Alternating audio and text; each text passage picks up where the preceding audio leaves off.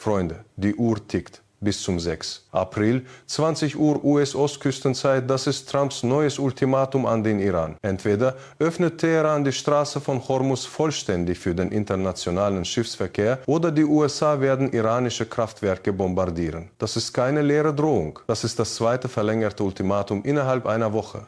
Und während Trump auf Truth Social schreibt und droht und wieder Fristen setzt, brennt der Nahe Osten. Seit einem Monat. Mit 3.461 Toten.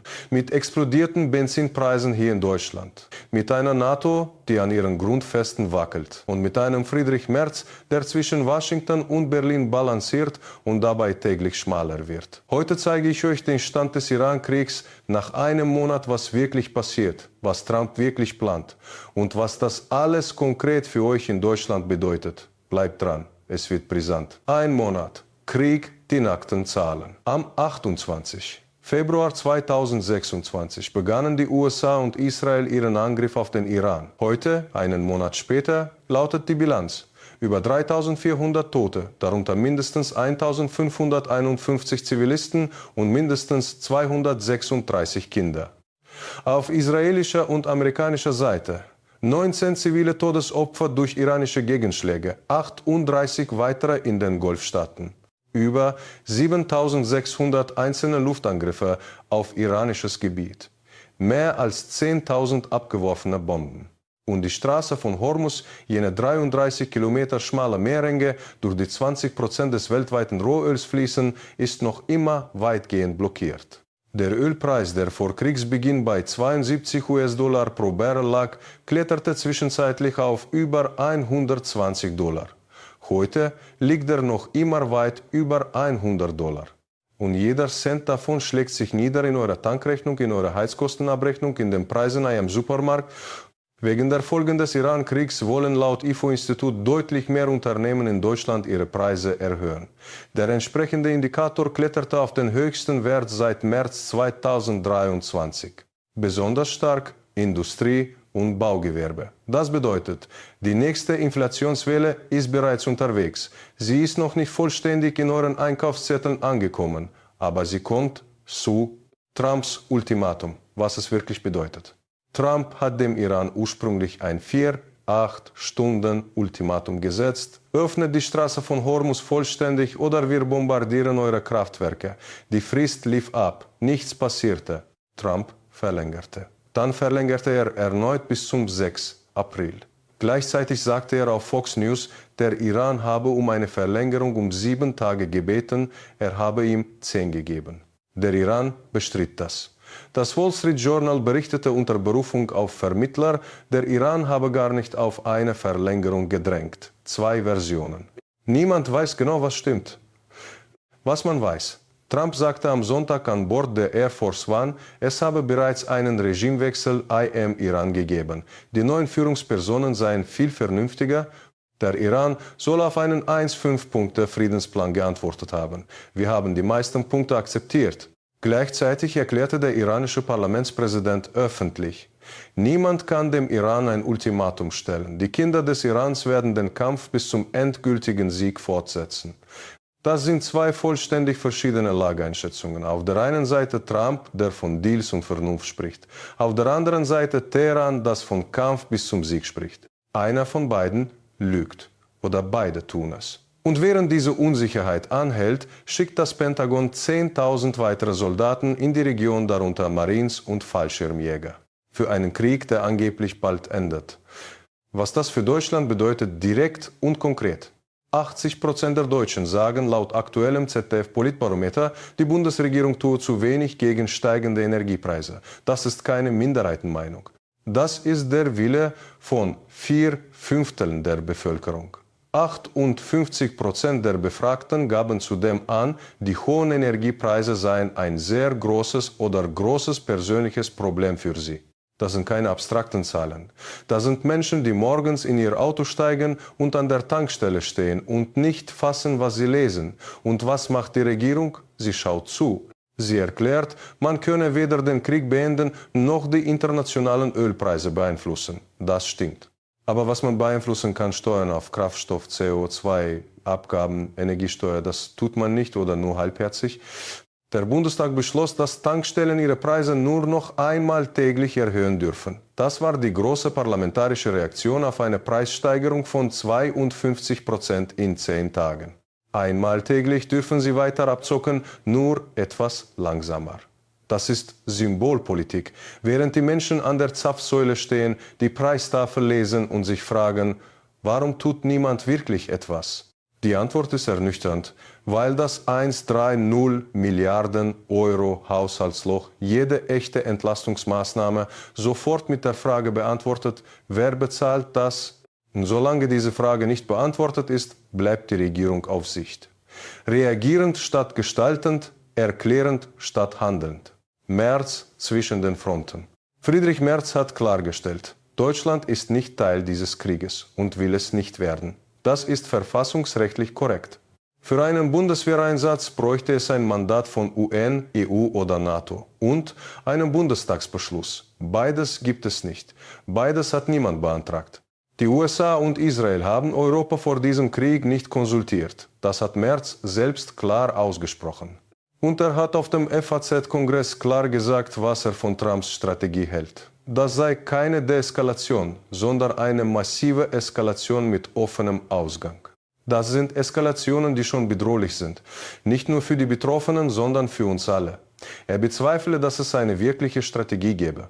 Und er bezweifle, dass ein Regime-Change-Eye am Iran erreichbar sei. Das sei meistens schiefgegangen. Mutige Worte, richtige Worte. Aber der Kanzler ist gleichzeitig der Mann, der laviert. Der sagt, Deutschland könne sich nach Kriegsende eine Beteiligung an der Minenräumung in der Straße von Hormuz vorstellen, falls ein Mandat kommt, falls der Bundestag zustimmt, falls die Vereinten Nationen, die NATO oder die EU es beschließen. Falls. Das ist keine klare Linie. Das ist das Taktieren eines Kanzlers, der zwischen Washington und seinen eigenen Wählern keinen klaren Ausweg sieht. Trump kritisiert ihn öffentlich beim Vornamen. Die deutschen Wähler sind zu 80% unzufrieden. Und Merz steht in der Mitte und hält durch. Was der Krieg die deutsche Wirtschaft kostet in Zahlen. Und jetzt die Wirtschaftsdimension, die in der politischen Debatte zu kurz kommt. Deutschland ist eine Exportnation. Deutschland ist von Energieimporten abhängig. Und Deutschland zahlt seit Kriegsbeginn einen strukturellen Preis, der über die Tankrechnung hinausgeht. Die Industrieproduktion in Deutschland hatte sich zu Jahresbeginn gerade leicht erholt. Der IFO-Index zeigte erstmals seit langem wieder über die Wachstumsschwelle. Das war die kleine Hoffnung. Dann kam der Iran-Krieg. Und jetzt zeigen dieselben Indikatoren wieder in die andere Richtung.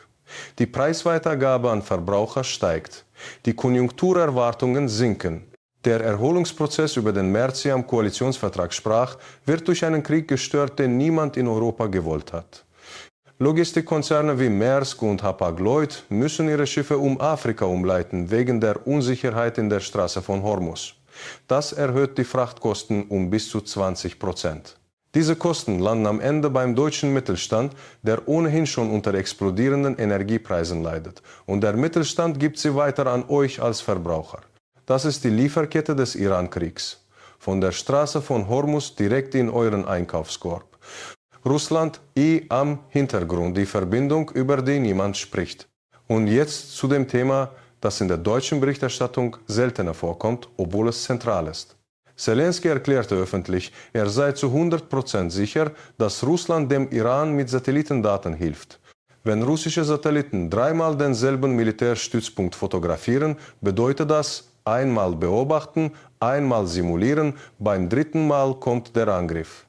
Laut Berichten wurden russische Satellitenbilder der Prince Sultan Air Base in Saudi-Arabien aufgenommen. Kurz darauf traf der Iran genau diesen Stützpunkt.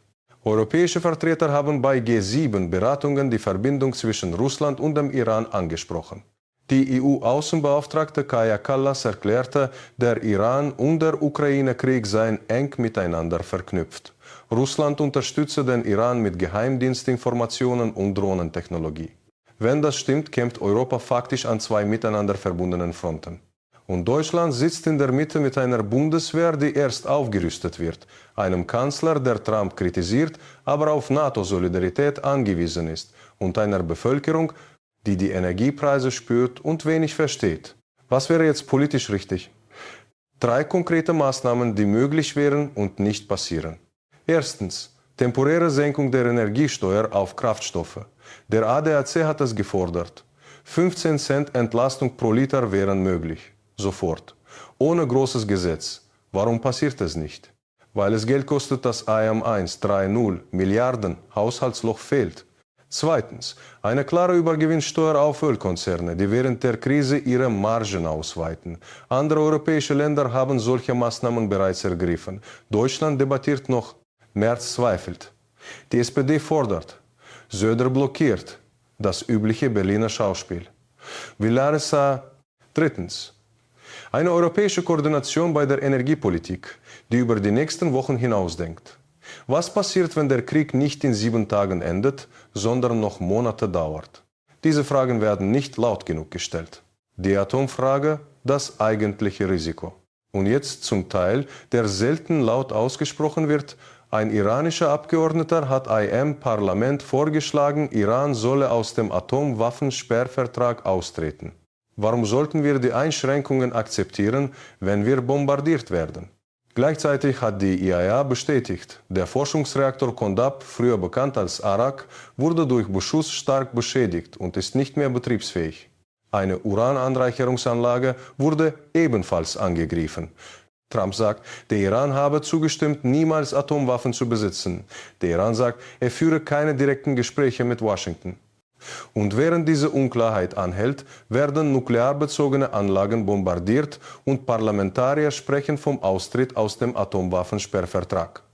Das ist der gefährlichste Teil dieser Geschichte, weil ein nuklearer Eskalationsschritt nicht rückgängig zu machen ist.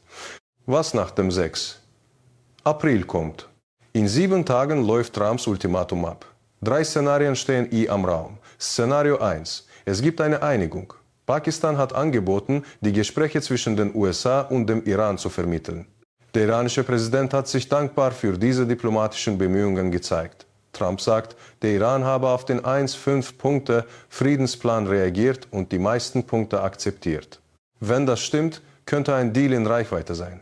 Iran öffnet Hormuz. Trump erklärt sich zum Sieger. Der Krieg geht zumindest militärisch seinem Ende entgegen. Die Benzinpreise sinken langsam. Deutschland atmet auf. Das ist das beste Szenario. Es ist möglich. Es wäre das erste Mal in einem Monat, dass etwas nach Plan läuft. Szenario 2. Die Frist wird ein 3. Mal verlängert. Trump und der Iran taktieren weiter. Der Krieg dauert an, die Energiepreise bleiben hoch, IFO-Index bleibt rot. Die nächste Inflationswelle trifft Deutschland am April und Mai. Die Bevölkerung wird ungeduldiger. Merz steht weiter unter Druck. Szenario 3. Trump greift die iranischen Kraftwerke an. Der Iran schließt die Straße von Hormuz vollständig. Öl auf 150–180 Dollar pro Barrel. Eine Energiekrise, die das Jahr 2022 wie ein Vorspiel aussehen lässt. Und eine NATO, die vor der Frage steht, ob sie in einen Krieg hineingezogen wird, den niemand in Europa gewollt hat. Und noch eines. Dieser Krieg wird nicht in Berlin entschieden. Er wird nicht in Brüssel entschieden.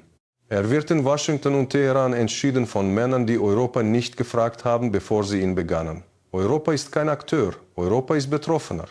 Europa zahlt die Rechnung an der Zapfsäule in der Wirtschaft, einem wachsenden Misstrauen gegenüber der eigenen Regierung. Solange Europa keine eigene energiepolitische Strategie für genau diesen Fall hat, wird das so bleiben. Das ist die Lektion des März 2026 und wir sollten sie nicht vergessen. Bleibt wachsam, bleibt informiert, teilt diese Analyse, abonniert den Kanal und aktiviert die Glocke. Die nächsten 7 Tage werden entscheidend. Bis zum nächsten Mal.